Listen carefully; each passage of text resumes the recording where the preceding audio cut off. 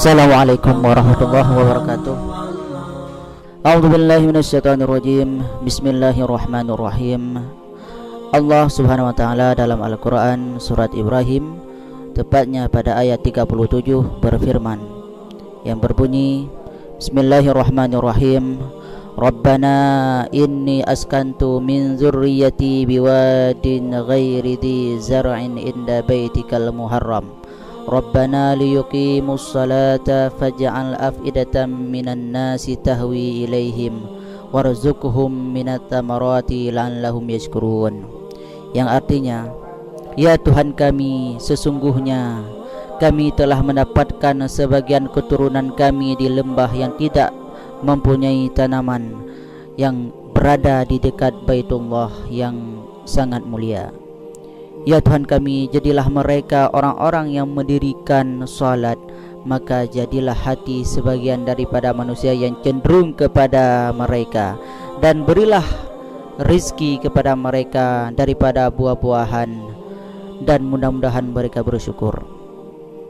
Kemudian yang semakna dengannya yaitu surat Ibrahim ayat 40. Bismillahirrahmanirrahim. Rabbi ja'alni muqimas salati wa min dzurriyyati Rabbana wa taqabbal du'ai. Yang artinya, ya Tuhanku, jadilah aku dan anak cucuku orang-orang yang tetap mendirikan salat. Ya Tuhan kami, terimalah doaku.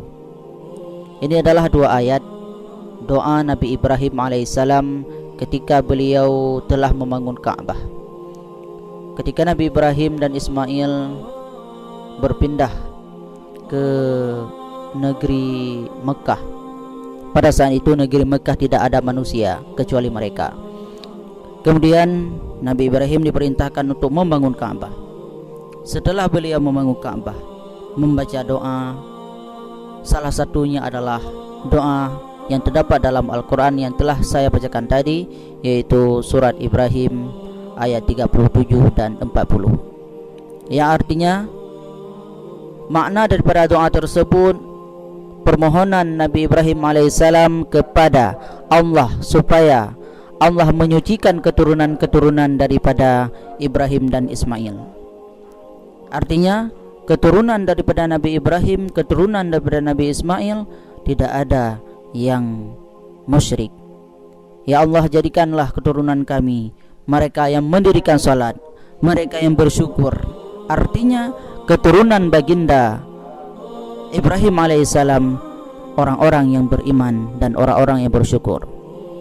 Maka dua ayat ini adalah dalil bahwasanya kedua orang tua baginda Nabi Muhammad SAW adalah daripada ahli iman. Bisa kita simpulkan, Nabi Muhammad SAW adalah keturunan daripada Nabi Ibrahim alaihissalam. Ketika Nabi Ibrahim berdoa dengan doa ini, jadikan keturunan kami daripada ahli yang bersyukur dan daripada orang-orang yang salat, artinya mereka adalah orang-orang ahli iman. Maka orang tua baginda Muhammad SAW, ayah maupun bundanya, adalah termasuk daripada orang-orang yang beriman, karena ini adalah doa daripada baginda Ibrahim alaihissalam kepada keturunan-keturunannya. Kemudian hadis yang menerangkan tentang bahwasanya ayah dan bunda Nabi maupun kakek Nabi adalah bagian daripada iman, yaitu yang pertama yaitu hadis warawa Abu Ja'far An-Nu'as an Ibni Abbas radhiyallahu anhuma annahu qala taqallaba fi dhuhuri hatta akhraja nabiyan. Ini adalah hadis yang diriwayatkan oleh Abu Ja'far An-Nu'as yang diambilkan daripada Ibnu Abbas. Kemudian berkata, sesungguhnya nur Nabi Muhammad SAW berpindah daripada sulbi hingga lahirlah sebagai nabi. Hadis yang menerangkan bahwasanya keturunan ataupun ayah dan bunda Nabi adalah min ahli iman. Ada Ibnu Abbas radhiyallahu anhuma, lam azalillahu yang qaluni min aslabin thayyibatin ila arhamit tahirah. Artinya hadis yang diuraikan oleh Ibnu Abbas radhiyallahu anhuma, Allah Ta'ala memindahkan nurku dari sulbi-sulbi yang suci kepada rahim yang suci.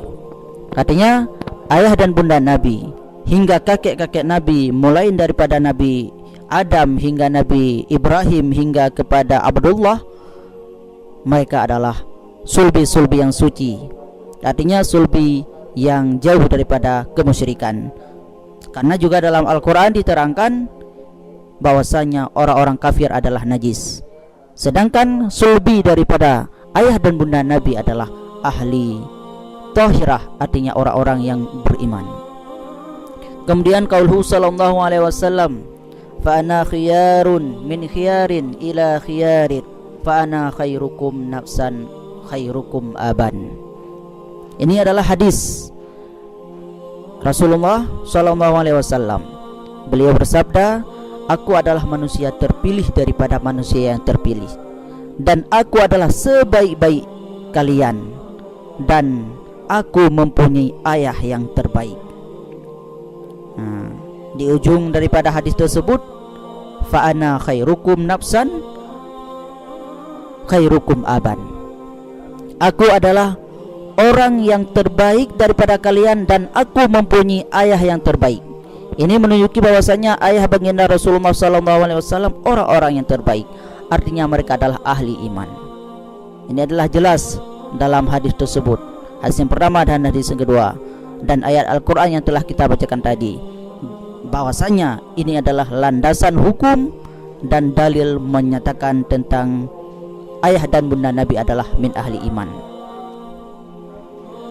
Maka kepada saudaraku para pemirsa yang dirahmati Allah SWT dimanapun anda berada, kemudian ada satu hadis yang berbunyi, anna rajulan qala ya Rasulullah aina abi, qala finnar, falamma qafada'ahu faqala inna abi wa abaka finnar.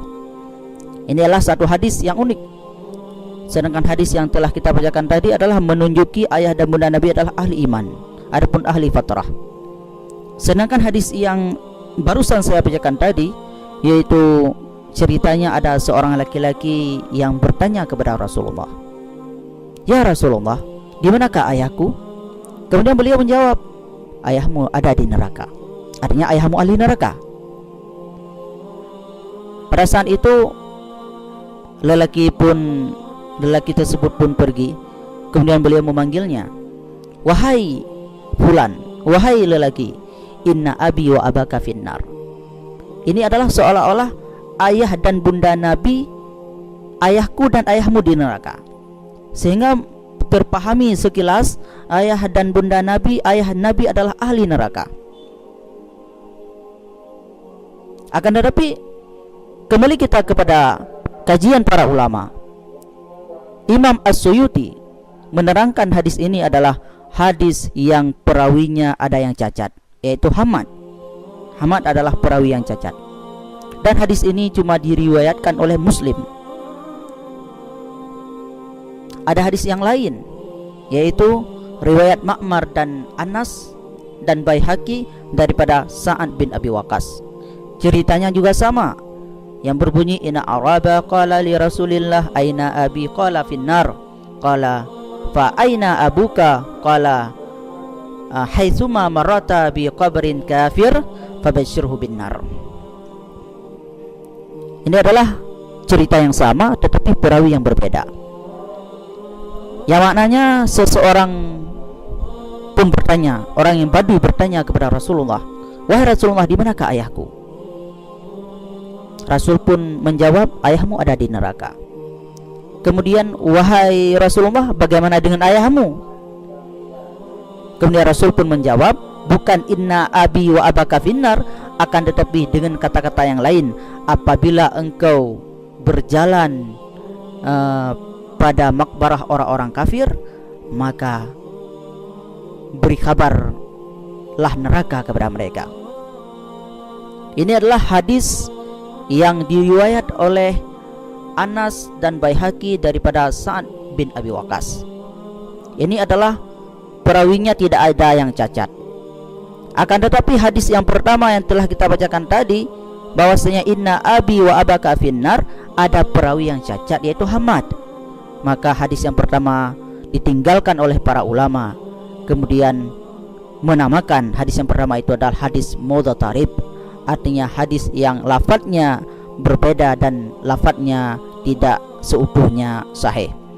Maka dalam hal ini bisa kita simpulkan bahwasanya ayah dan bunda Nabi adalah min ahlil iman, adapun mereka adalah orang-orang yang bersyukur kepada Allah, orang-orang yang mendirikan salat sebagaimana doa Nabi Ibrahim alaihissalam kepada keturunan-keturunannya hingga sampai kepada baginda Muhammad SAW.